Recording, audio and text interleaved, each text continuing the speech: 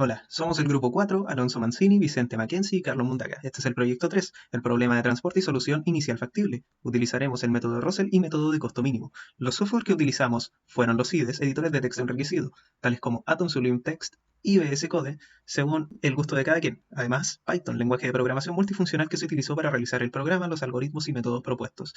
Y finalmente se utilizó Jupyter para tratar los métodos propuestos anteriormente en Python, realizando los cálculos de velocidad, segundos de ejecución, capacidad de carga del algoritmo y la realización de gráficos y cálculos respectivos para las métricas que se utilizaron. El primer método que vemos es el del mínimo costo, donde tenemos que buscar el costo más pequeño y asignarle toda la oferta que podamos según lo estime la demanda. Por ejemplo, esta es una iteración. Aquí tenemos que el mínimo costo es 3 y se le puede dar hasta 1200 cuando tenemos 1400 de oferta. Aquí ya no tenemos más demanda, entonces ya no podemos usar toda esta fila y el siguiente va a ser el número 6. Así seguimos con el número 8, que va a ser elegido en posición noroeste. Seguimos con el otro. Este ha quedado bloqueado, entonces el siguiente es el 9, solamente se le puede asignar 100. Y el último va a ser 12, que solamente se le puede asignar lo que queda, 1300 y 1300. Siendo este el resultado y este el coste final.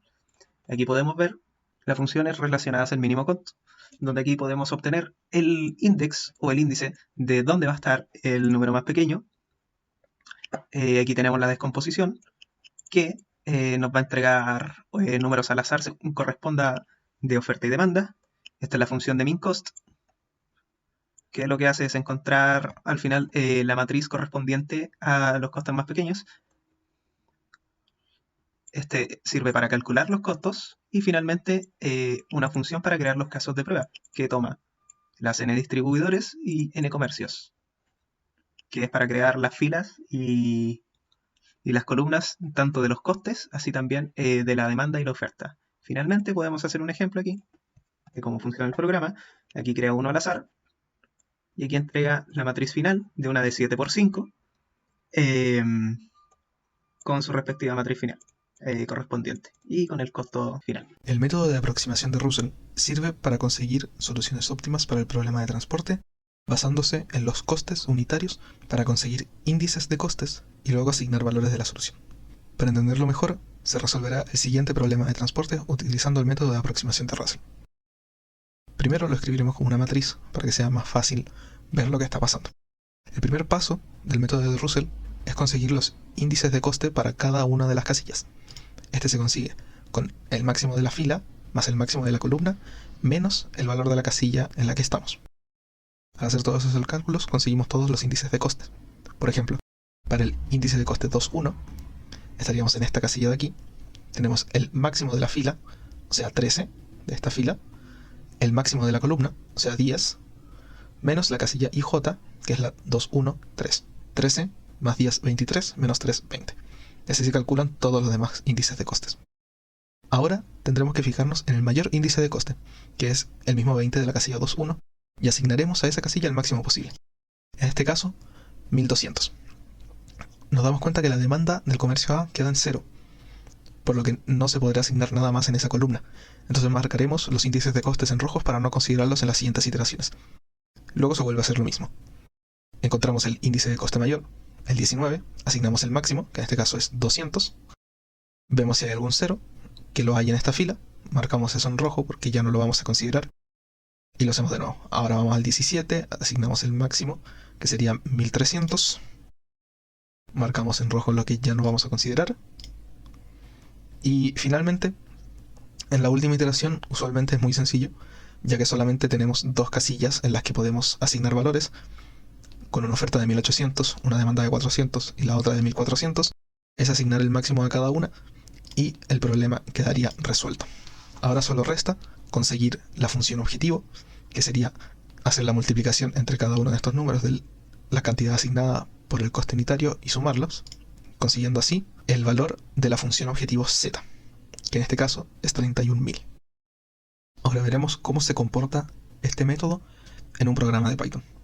Para empezar este programa pedimos la cantidad de distribuidores y la cantidad de comercios por input y generamos una tabla de costes usando la librería de random. Pedimos costes enteros entre 1 y 20 para mantenerlo todo en un margen razonable. Vamos a imprimir la tabla de costes para saber cuál es. Luego se define esta función que nos va a ayudar para generar de forma aleatoria la demanda y la oferta para cada uno de los comercios y los distribuidores. Lo que hace esta función es que toma un valor total que queremos que tenga, una oferta o demanda total, y el número de distribuidores o comercios en el que la queremos dividir. Esto es para que siempre los comercios tengan la misma demanda como oferta tengan los distribuidores. Entonces generamos un total aleatorio para cada caso que se quiera resolver, desde un total de demanda y oferta de 2000 hasta 10.000, yendo de 100 en 100.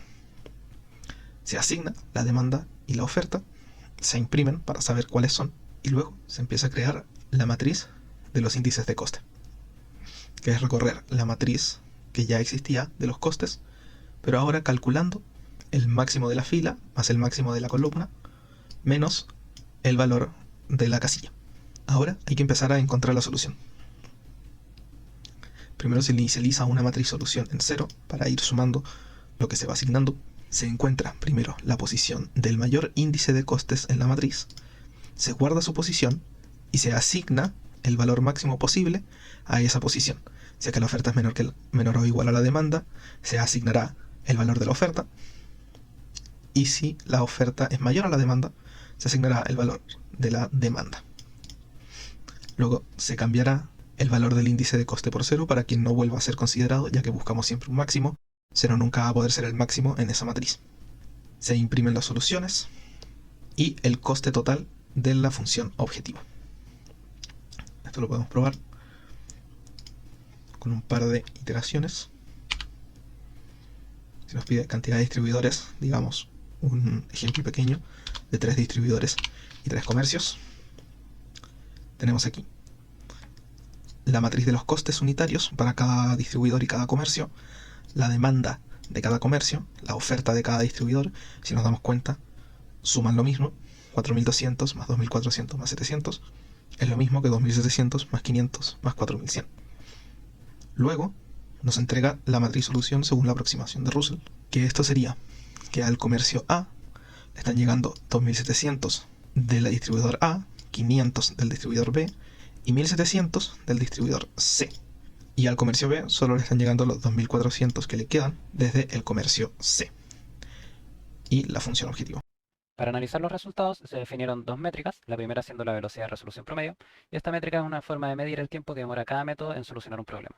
Se probó con casos de prueba donde las matrices fueron de 3×3, 7×7 y 10×10, todos con 10.000 casos de prueba. Si nos vamos ahora al código, podemos ver cómo esto se realizó. Primero se define la cantidad de casos de prueba, o sea 10.000, y luego se itera sobre esta cantidad, primero creando un caso de prueba y luego probando para cada uno de los algoritmos. Como se puede observar, ambos algoritmos ejecutan los mismos casos de prueba. A la hora de crear el caso de prueba, aquí se define el tamaño de la matriz y como se puede ver, primero es 3×3, luego 7×7 y finalmente es 10×10. Y para obtener este tiempo, primero se obtiene el tiempo antes de ejecutar el algoritmo, luego se ejecuta el algoritmo y luego al tiempo después de ejecutar el algoritmo se le resta el tiempo antes de ejecutar el algoritmo. Así se obtendría un delta t que es promediado finalmente para obtener los resultados que se pueden ver aquí. Primero, el tiempo promedio de costo mínimo es de 3,28 por día a la menos 5 segundos por ejecución, mientras que el de Russell sería de 3,75 por día a la menos 5 para matrices de 3×3. Y para matrices de 10×10, el de costo mínimo sería 0,001 segundo por ejecución, mientras que el de Russell sería 0,000449 segundos por ejecución. Al principio, el tiempo de costo mínimo es bastante menor al tiempo promedio de Russell, como uno esperaría. Sin embargo, a medida que crecen las matrices, esto va cambiando. Finalmente, con la matriz de 10×10, el tiempo promedio de Russell es menos de la mitad que el tiempo promedio de costo mínimo. Estos datos también fueron graficados, como se puede ver acá. Y se puede notar que para el caso del algoritmo de costo mínimo, la distribución presenta una simetría, mientras que para la distribución de Russell, perdón, para el método de Russell, la distribución presenta una asimetría hacia la derecha. Esta tendencia se mantiene sin importar el tamaño de las matrices y se puede observar también que la distancia entre la media y los tiempos más altos es mucho mayor que la distancia entre la media y los tiempos más bajos, especialmente para el caso de Russell. ¿Okay? La segunda métrica fue la diferencia de costo promedio. Esta métrica busca una forma de medir qué tan eficiente con respecto a los costos obtenidos es un método en comparación con el otro. Y se probó bajo las mismas circunstancias que la métrica anterior, ya que como podemos ver, a la hora de ejecutar el algoritmo, la matriz resultante es guardada en una variable y luego de esta variable se obtiene la respectiva z y esos valores fueron guardados y aquí se pueden ver en pantalla. El algoritmo de Russell obtiene consistentemente mejores valores, es decir, valores más pequeños que el algoritmo de costo mínimo, y esto va incrementando a medida que aumenta el tamaño de la matriz. Primero sería un 9,44% más pequeño, luego un 14,71% más pequeño y finalmente un 18,35% más pequeño. Y lo que llama la atención aquí es que uno esperaría que el algoritmo de costo mínimo vaya haciéndose cada vez menos óptimo. Sin embargo, lo que ocurre realmente es que el algoritmo de Russell va cada vez encontrando valores más bajos. El algoritmo de costo mínimo siempre encuentra valores cerca de los 600.000, mientras que el de Russell parte por los 540, perdón, sí, 540.000 y termina por los 486.000. Como conclusiones, se puede observar que el método de Russell optimiza de mejor forma los problemas, obteniendo valores generalmente más bajos, y esto es aún más notorio con matrices más grandes. Esto ocurre ya que el método de costo mínimo no toma en consideración el estado futuro de su tabla, mientras que el de Russell sí lo hace. Y desconocemos el motivo por el cual el método de costo mínimo tarda más en ejecutarse que el método de Russell para matrices grandes, pero estimamos que esto puede ser por cuestiones de implementación.